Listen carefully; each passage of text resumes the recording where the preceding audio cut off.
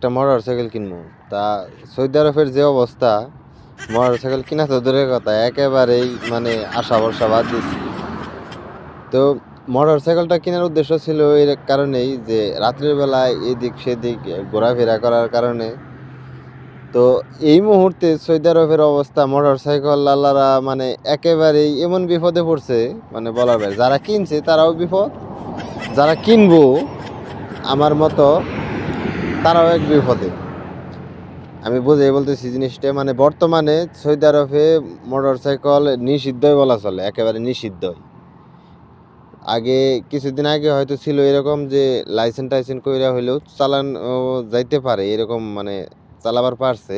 কিন্তু এখন এমন অবস্থা যে মোটরসাইকেল চালানো তো দূরের কথা, রাস্তায় বের হইলেই থানা, একবারে নির্ঘাত থানা। তো হাজার হাজার মোটরসাইকেল এই মুহূর্তে থানায় আছে, হাজার হাজার লাখ লাখ। মানে মরুভূমিটা একেবারে বোঝাই করে ফেলাইছে শুধু খালি ডেলিভারি মোটরসাইকেলটা দইরা। ডেলিভারি মোটরসাইকেল কোনটা আমি বলি, বিভিন্ন কোম্পানিতে আছে, যেমন খাবার ডেলিভারি করে, যেমন খাবার টাবার আবিজাবি ডেলিভারি করে, পিছনে ওই বিভিন্ন জিনিস নিয়ে, মানে এইগুলা মোটরসাইকেল একেবারে নিষিদ্ধ করছে সৌদি আরবে বর্তমানে। তাছাড়া আর কিছু কিছু নিয়ম কারণ আছে যা এগুলা মানে না, যেহেতু এগুলা মোটরসাইকেল তো বেশিরভাগ বাঙালিরাই চালায়, যে কারণেই মরেও বেশি বাঙালি অ্যাক্সিডেন্টের মাধ্যমে। সব কিছু বিবেচনা করে সরকারে নিষিদ্ধ করছে এই মোটরসাইকেল। আর মূল কাহিনীটা হলো এই ডেলিভারি জিনিসটা, মানে মোটরসাইকেলে করে যে এগুলা প্রবাসীরা যে এই ডেলিভারি করতো, মানে পিছনে একটা খাপড়া বাইদ নেয়, মানে ওর ভিতরে জিনিসপাতি নিয়ে মানে ডেলিভারি করতো। এই ডেলিভারিগুলাই বন্ধ করছে। তার কারণ হলো সৌদি আরবে এই মুহূর্তে ডেলিভারি নিষিদ্ধ করছে, মানে বাইরের কোনো দেশের লোক ডেলিভারি করতে পারবো না। মানে এটা নতুন আইন করছে, যে প্রায় 15-20 দিন আগে এই আইন জারি করছে। মানে তারপর থেকেই মোটরসাইকেল রাস্তায় যেটা পাইতেছে সেটাই ধরতেছে, যেটা পাইতেছে সেটাই ধরতেছে। আসলে মূল কাহিনীটা হইলো এই ডেলিভারিটা মূলত সৌদির করতে হইব বাধ্যতামূলক। যারা সৌদির লোক আছে ঠিক তারাই এই ডেলিভারি করতে পারবো, বাইরের কোনো লোক মানে বিভিন্ন কোম্পানি বিভিন্ন দোকান থেকে কোনো ডেলিভারি করতে পারবো না।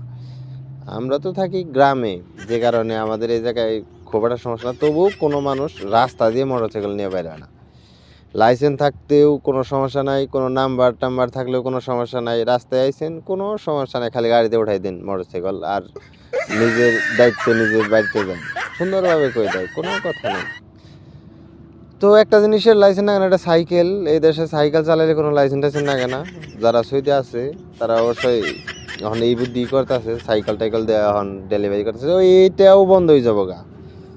তো বাঙালি আছে ও বিভিন্ন দেশের লোক আছে যারা মোটরসাইকেলটা মানে একটু রপ্তানিটা বেশি করে ফেলাইছিল, যে কারণে এই নিষিদ্ধটা অতি দ্রুতই সৌদি সরকার করে ফেলাইছে।